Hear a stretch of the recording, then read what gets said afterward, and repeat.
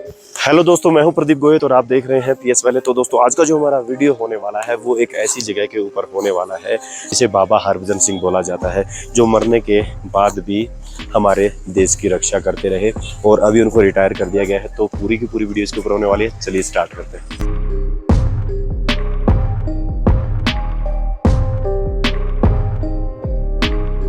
दोस्तों, आप जो पीछे फोटो देख पा रहे हैं बाबा हरभजन की है, जो कि हमारी इंडियन आर्मी में थे।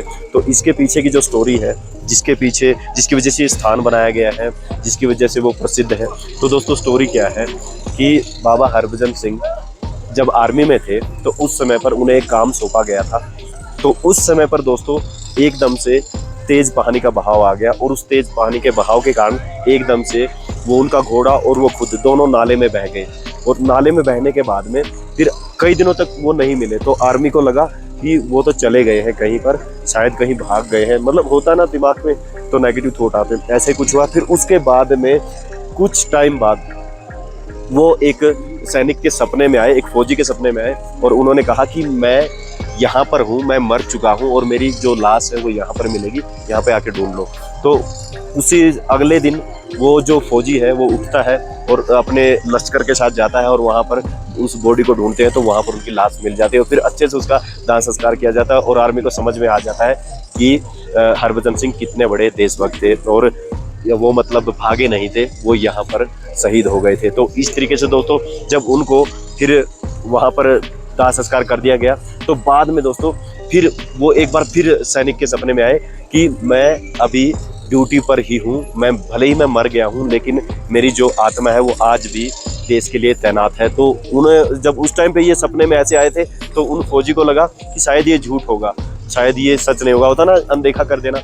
लेकिन वो फिर दोबारा से फिर आए और फिर उन्होंने जब कोई चीन की तरफ से कोई हमला या कुछ ऐसी बात हुई थी तो उस समय पर उन्होंने कई बार ऐसी मूवमेंट की जानकारी दी जो कि हमारे देश के हित में थी और वो सच में हुआ था दोस्तों।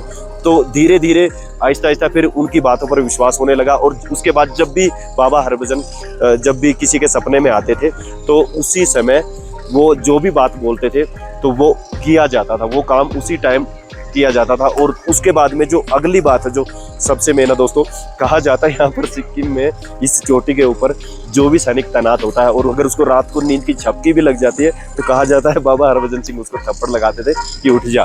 तो एक तो ये स्टोरी, और उससे अलग एक चीज और है, किस्सा है जो मेन है। उन्हें स्पेशल तनख्वाह दी जाती है, उनके लिए एक स्पेशल बिस्तर लगाया गया है सोने के लिए, एक ऑफिस उनको दिया गया है।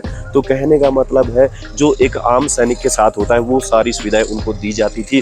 और जब वो छुट्टियां, उनको 2 महीने की छुट्टी भी दी जाती थी जब वो अपने गांव में जा सकते, उसके लिए उनकी एक सीट बुक की जाती थी ट्रेन के अंदर। और फिर उस ट्रेन से जब वो घर पर जाते तो 3 फौजी उनके साथ में जाते, उनका सामान भी साथ में जाता था। और जब 2 महीने बाद उनकी छुट्टियां खत्म होती थी तो वो उन फौजियों के साथ में वापिस आते थे।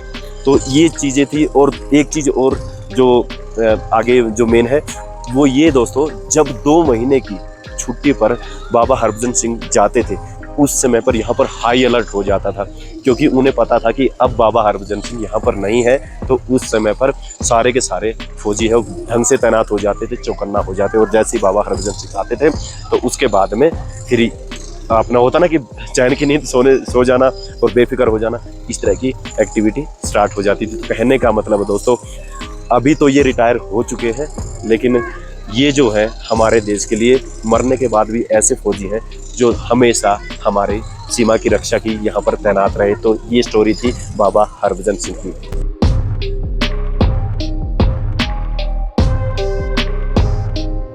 हम जहाँ पर खड़े हैं ये बाबा जी का मंदिर के नाम से जाना जाता है। तो वहाँ पर सामने बाबा जी का मंदिर है और यहाँ पर ये जो आप पीछे जगह देख पा रहे हैं लिविंग रूम और ऑफिस रूम, जी हाँ दोस्तों, ये दोनों उनके लिए बनाया गया है। जब वो ड्यूटी पर होते हैं तो उनको ऑफिस में बैठाया जाता है और जब ड्यूटी खत्म हो जाती है तो वो चले जाते हैं लिविंग रूम में सोने के लिए या फिर बैठने के लिए। तो दोस्तों ये सारी एक्टिविटी ढंग से जैसे एक जीते जागते इंसान के लिए की जाती है, सेम वही एक्टिविटी की जाती है।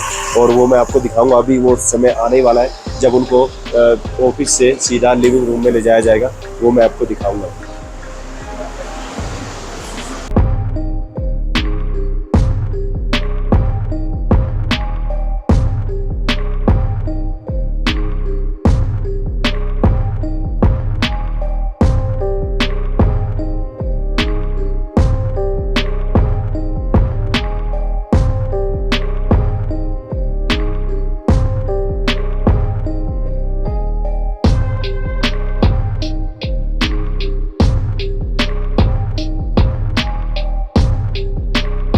तो ये देखिए दोस्तों, ये यहाँ पर ऑफिस, अभी यहाँ से उनको लिविंग रूम में ले जाया जा चुका है जैसा कि मैंने दिखाया था। और ये देखिए वो अभी लिविंग रूम में विराजमान हो चुके हैं।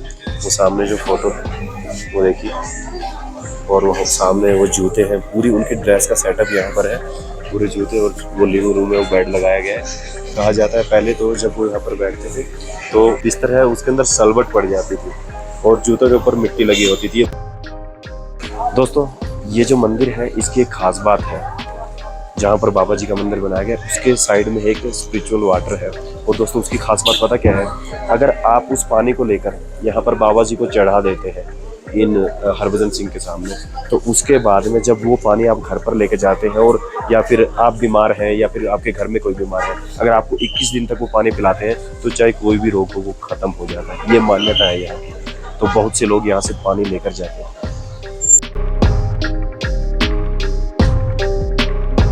दोस्तों जब मैं यहाँ पर आया था तो मुझे नहीं लगा था कि यहाँ पे कुछ खाने पीने का मिलेगा, लेकिन दोस्तों यहाँ पर एक कैंटीन है जहाँ पर सभी फौजी भाई हमें खाना सर्व करते हैं। तो एक बार ये भी देख लेते हैं, अंदर चलते हैं, चलिए।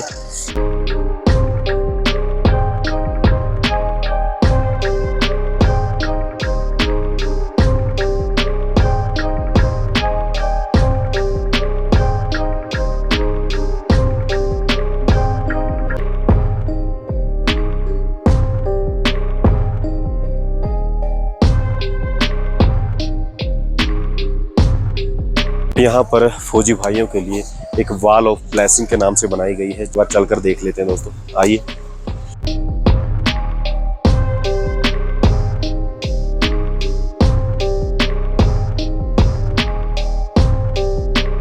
पहुंच चुके हैं वॉल ऑफ ब्लेसिंग पे। और दोस्तों मुझे लगा था कि यहाँ पर फौजी भाई जो यहाँ पर शहीद हुए शायद उनके लिए उसको बनाया गया, लेकिन दोस्तों ये बनाई गई है जो रेजिमेंट यहाँ पर कितने कितने समय तक रही है ये दिखाने के लिए यहाँ पर इसे दर्शाया गया है। तो अभी जो यहाँ पर मौजूद है वो है मराठा रेजिमेंट्स। ये देखिए दोस्तों,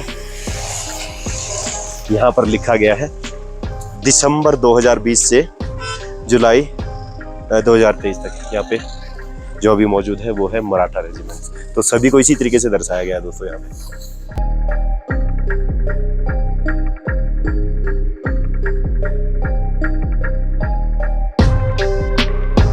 तो दोस्तों ये था छोटा सा वीडियो उस स्थान के ऊपर जहाँ पर उस इंसान की समाधि बनाई गई है, उस इंसान का मंदिर बनाया गया है जो मरने के बाद भी देश की रक्षा करता रहा, जिनका नाम था बाबा हरभजन सिंह।